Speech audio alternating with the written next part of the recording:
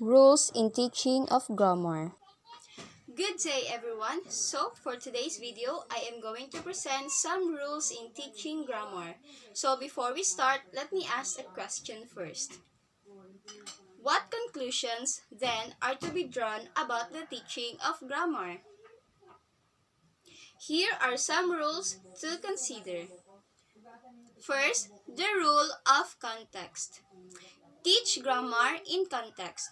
If you have to take an item out of context in order to draw attention to it, ensure that it is recontextualized as soon as possible. Similarly, teach grammatical forms in association with their meanings. The choice of one grammatical form over another is always determined by the meaning the writer or speaker wishes to convey. Second, the rule of use. Teach grammar in order to facilitate the learner's comprehension and production of real language, rather than as an end itself. Always provide opportunities for learners to put the grammar in some communicative use. Third is the rule of economy. To fulfill the rule of use, be economical. Thus means economizing on presentation time to provide maximum practice time. With grammar, a little can go a long way. Fourth is the rule of relevance. Teach only the grammar that a student have problems with.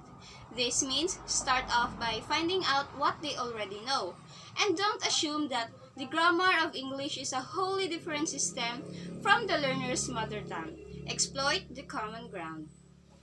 Next is the rule of nurture.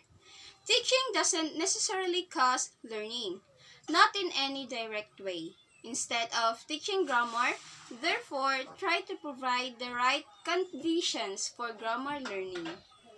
And lastly, the rule of appropriacy.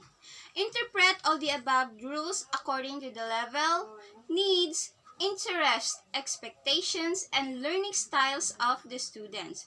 This may mean giving a lot of prominence to grammar, or it may mean never actually teaching grammar at all in any upfront way. But either way, it is your responsibility as a teacher to know your grammar inside and out. The rule of teaching grammar also have some conditions, especially on the rule of nurture. The rule of nurture argues for providing the conditions for grammar teaching. What are these conditions? If the answer to this much disputed question could be reduced to a handful of essentials, they would probably be these. The input learners get. Will it be presented in such a way that the learners are likely to engage with it, thus ensuring a reasonable chance of it becoming intake? Second is their output. Will it be of sufficient quantity and or quality to ensure that they have opportunities to develop both accuracy and fluency? Next, the feedback they get. Will it be of the type and quantity to ensure that some of their attention is directed at from? And last, their motivation.